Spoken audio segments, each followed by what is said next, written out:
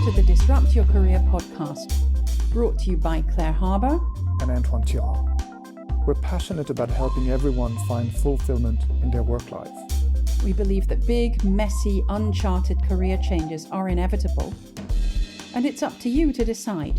Will you take control and disrupt, or allow yourself to be disrupted? We wrote the book about it, and now we share here our conversations with other thinkers in this crucial area. Settle down and get ready to listen to this dose of wisdom. So on this week's episode of the Disrupt Your Career podcast, we're welcoming Sharath Jeevan. Sharath is one of the world's leading experts on the subject of reigniting our inner drive, which is also known as intrinsic motivation. His groundbreaking book, Intrinsic, has been enthusiastically received by individuals and organizations across the world. He was awarded an OBE in the 2022 Queen's New Year's Honours for founding and leading STIR Education, which is arguably the world's largest intrinsic motivation initiative. STIR reignited the motivation of 200,000 teachers, 35,000 schools, and 7 million children in emerging countries. It's all quite staggering stuff. Sharath, welcome. What a pleasure to be on. So real pleasure. Good. Well, without further ado, let's get going. I'd love for you to tell us about your own career journey. Tell us a little about how you started out, what sort of convictions and beliefs you've had, and how you've made your major decisions and changes along the way. So I think I'd describe probably the first 12 years of my career, roughly, I guess maybe up to when I got married, perhaps there's some correlation there, as being very extrinsically driven. I'm the son of Indian parents to the UK, immigrants, so I should say. And there was a lot of pressure, I think, to really find that ladder of stability and safety, I think, as well. And that made complete sense because they were doctors, they're highly educated, but when they came to the UK, they worked in the British NHS, the National Health System. There were a number of glass ceilings at that time, honestly, as well. And so for them, the priority for us was to firstly, settle in a new country, feel like they'd sort of made it in a way, just as many immigrants do. And so the fact I didn't want to be a doctor itself was a huge sort of scandal in the family. But beyond that, once that, getting into Cambridge more just about sort of redeemed me. But then, and so I felt a lot of pressure just to go through and that sort of a treadmill of success, I think, let's call it that. So I went into consulting, like many people from my year, and explored life in the corporate world quite a bit. I think I'd really enjoyed those experiences and I learned a lot. I had very, very good mentors and a very strong development nurturing culture. We'll talk more about that. But I was, having been born in India, I spent quite a bit of time traveling there over summers and spending time with my grandparents there. That sense of social purpose is quite deep in me. And in the consulting work, I always felt like I was helping large companies get bigger or rich people in some form get richer. I didn't feel hugely motivated by that conviction. I had toyed with the idea of working in development. I was very interested in studying economics to look at making a difference to emerging countries, developing countries. Wasn't quite sure how. Perhaps part of me would have wanted to work for the World Bank or something after university, but I chose a more perhaps conventional path in some regards. So I think what happened along the way is I took some detours and I spent a year, for example, on a sabbatical for my first consulting gig to work for the CEO of ActionAid. Really enjoyed that experience, enjoyed the world of development, but realized it was quite a large organization at the end of the day. And I wanted a faster growing culture. I tried an entrepreneurial stint like most people are on the .com era as well. I ran an early version of Facebook and LinkedIn, if you like. It didn't work, as I probably wouldn't be here otherwise. But I think those kind of having, I think, a different set of experiences early in my career, maybe those first 5 to 10 years, it was really powerful, I think, to see different things and try different things and get a different sense of what was out there. But I also knew that I hadn't quite found what I wanted, if that makes sense, that first chapter. Yeah, and I think what probably happened along the way was just that sense of wanting to get more courageous and bolder. And for me, I took a role at eBay after INSEAD, where we both went, of course. And it was an interesting role because it was sort of, I put it like a 1 foot in, 1 foot out role in the nonprofit sector. I was helping build an internal venture within eBay and found it where we were creating a platform where you could buy and sell for charities around the world. You could sell your iPad and give 20% of the Red Cross, sort of the hospice around the corner from you. And that was an interesting experience because I was in a kind of safer corporate environment that I was probably used to. It didn't freak myself and everyone out. At the same time, I was trying to work with the people I really wanted to work in. And I think that experience, it just gave me that confidence to take the full plunge. And then I went off to found 2 education organizations, one in the UK and then one in developing countries. So I'd say probably a very cautious start, I think, feeling my way, trying different things, pretty sure what I was doing then wasn't what I wanted to really do long term, but I would find a way of getting there. And then the last, I'd say 15 years have been actually doing things that I really want to do and enjoying it. So I've worked for about 25 years, so 10 years of searching, exploring, and maybe 15 years of actually doing the core of what I want to do. I asked myself whether I could have started earlier maybe and started off that. But part of me also values that first 10 years of exploration and trying different things as well.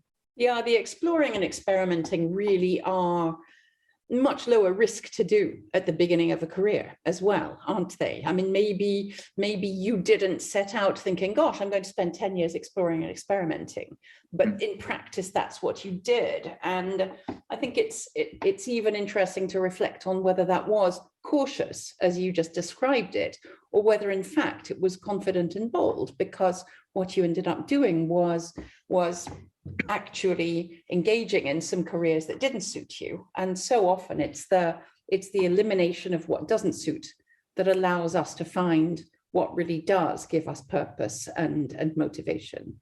And maybe that was a blind search from the outset, but you certainly model it very well.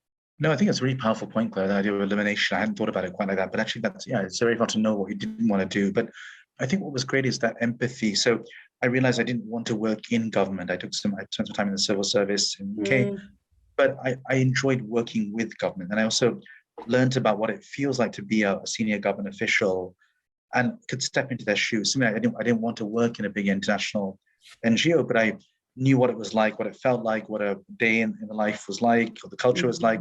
And so what I do now, I work on issues around motivation, as you said at the beginning. I work with all these different kinds of groups. And I love that mix of partners and clients.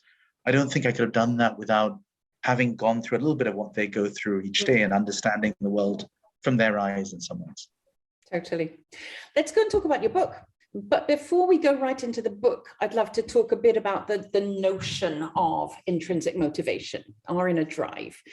Perhaps you could tell us what you see as being the main trends around thinking in this area and how you think we can link it to the way each of us thinks about our own careers. So I think one of the key difference between intrinsic and extrinsic motivation, as I talk about in the book, Claire, is what are we doing something for? It's not what are we doing, it's what are we doing it for?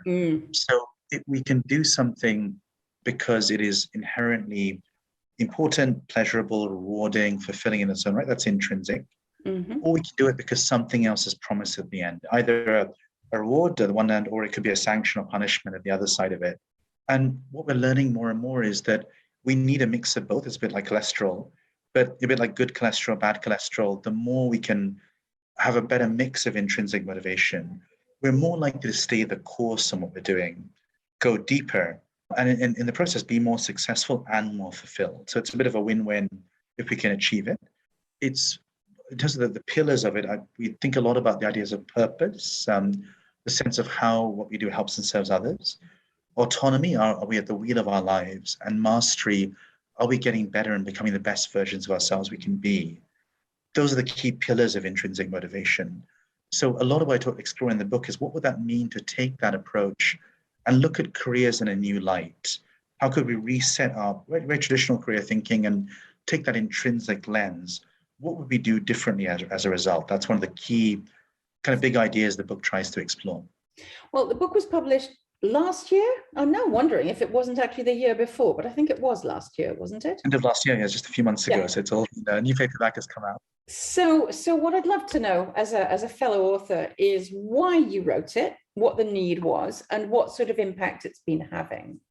I think for me, certainly I felt this, and I think the pandemic really accelerated it, by that sense that, we're all living life, but we're often asking, what are we living it for? And I really had very deep questions about my life, my working life. I was spending all the time traveling. I was having deep questions about my parenting. My kids were getting older. Was I being the right parent? Was I being the right spouse to my wife? She was going through a big transition, both work and life, and I wasn't sure I was being that great as a husband. And I was frustrated about myself as a citizen, not feeling I was engaging in the important issues of our time. And today, this is obviously a day where Ukraine has been invaded. Huge things happening around us, from climate change to inequality to outright sovereignty issues now. And I wasn't feeling I was really engaging enough as a citizen as well. So the question I asked myself, and I believe all authors should ask themselves, why am I writing that? How is this important to me? I wanted to be a more engaged and motivated person in the world in all these domains, and figure out what it meant to live a life worth living, using that motivation lens on things. Yeah, so it was a very personal journey, but I think in the process spoke to hundreds of people, read hundreds of research studies and books, and just had an amazing journey. I didn't know what I was going to come up with at the end. It was very much an exploratory journey. My publisher was great to allow me that space to do it. But I really learned so much of the process, and I changed myself, and I think many of my own views of life through the process as well. Beautiful. I remember doing a little interview with you way back. So it was a long process. I can absolutely vouch for that. Good. Now, in the book, you talk about falling back in love with our lives, which is a beautiful image, and creating the lives that we want. Can you share some of the main ideas of the book with our audience, just beyond that of explaining what inner motivation is?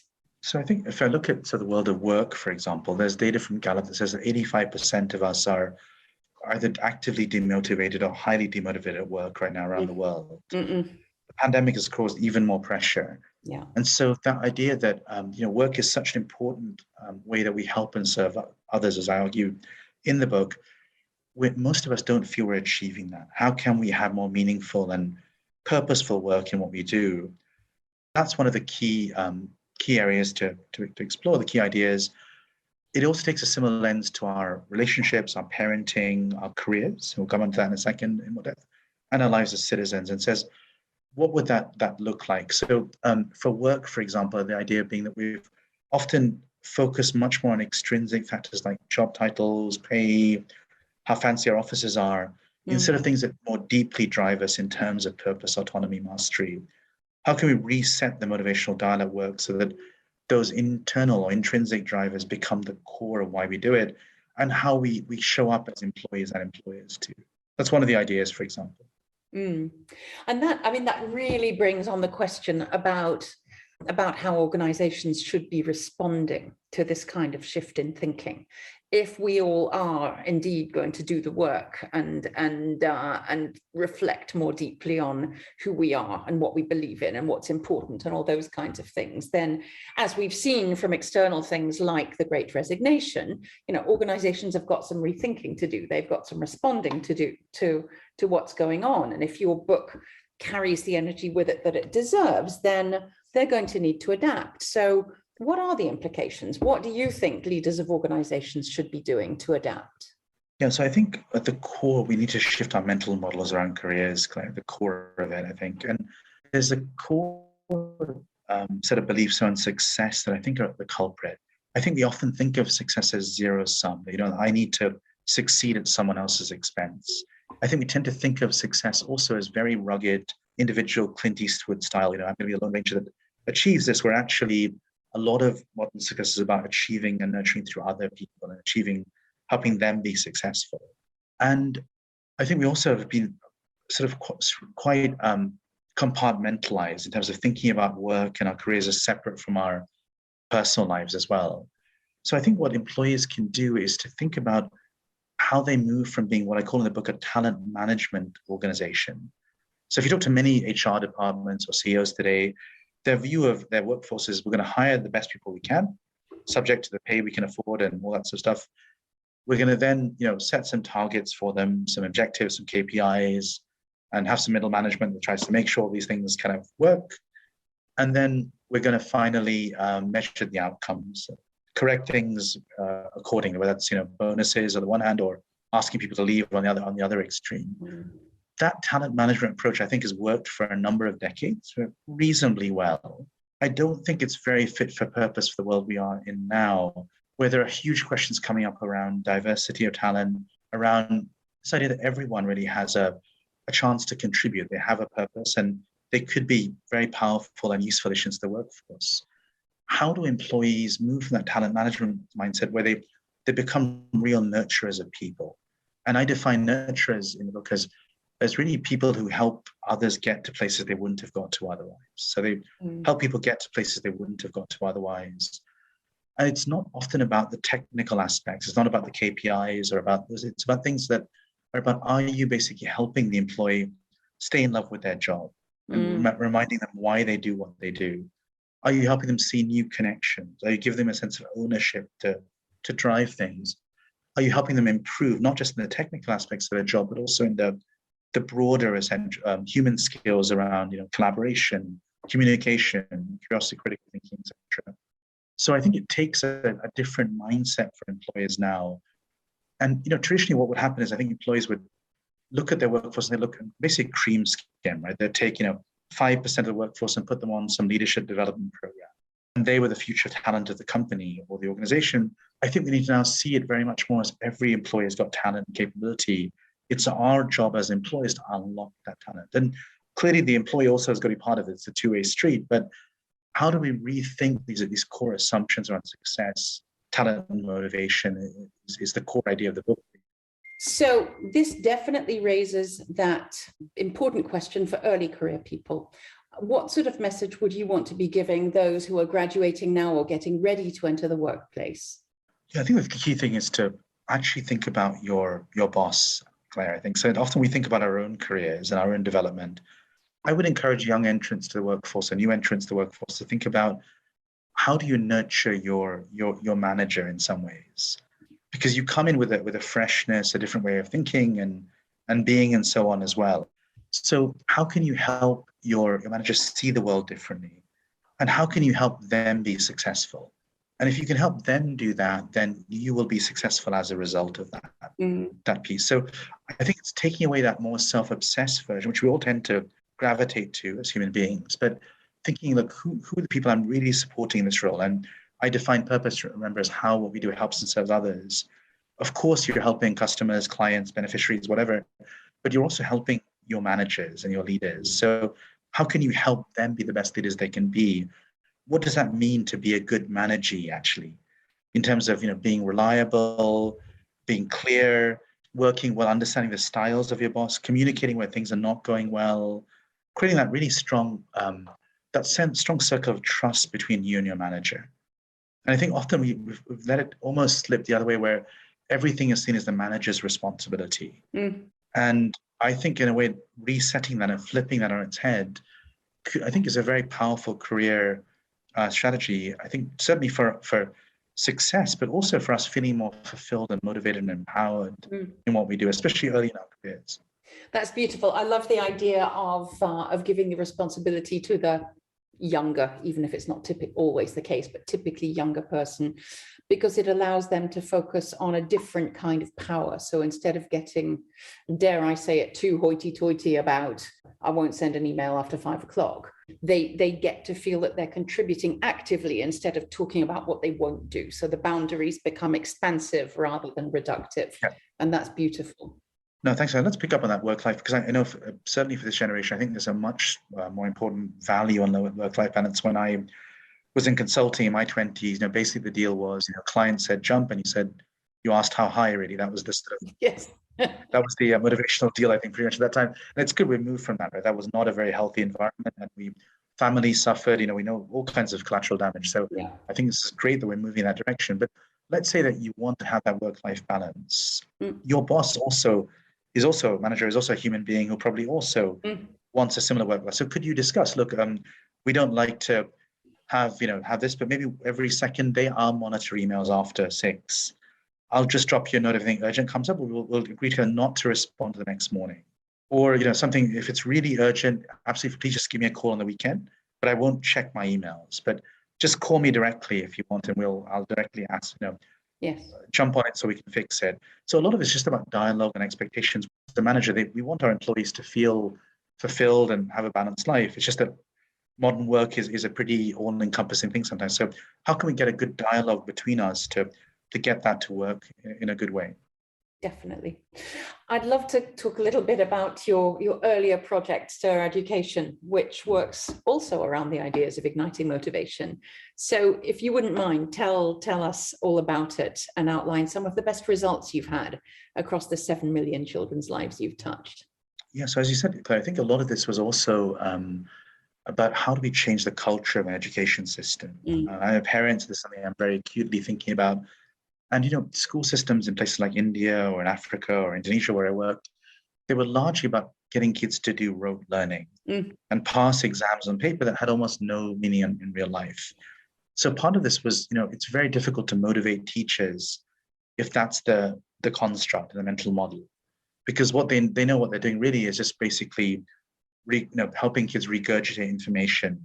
That question of deeper learning and really deep engagement can only come if kids themselves love learning and are curious and see themselves as lifelong learners. And teachers too, they also are lifelong professionals and learners where they're getting better and better as teachers over time. And they're seeing their kids engage and learn and be successful in the world as the ultimate motivator. So what we developed is a model where teachers came together regularly.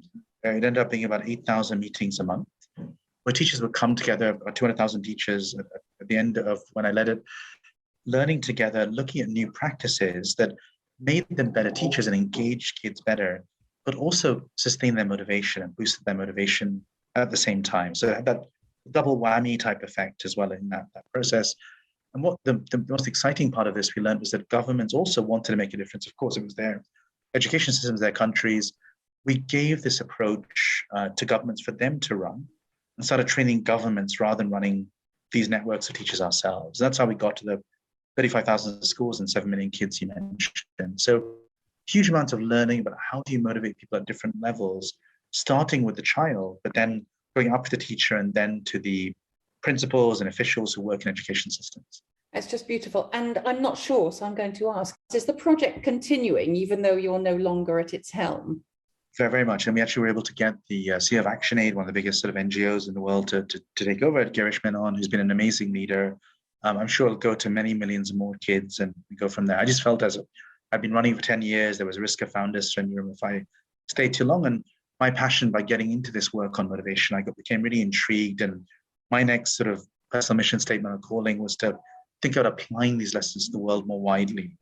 And so I love what I do now. I work with groups from L'Oreal at one extreme to the government of Kenya on the other to help them solve and complex motivational challenges in work, but also in wider aspects of society.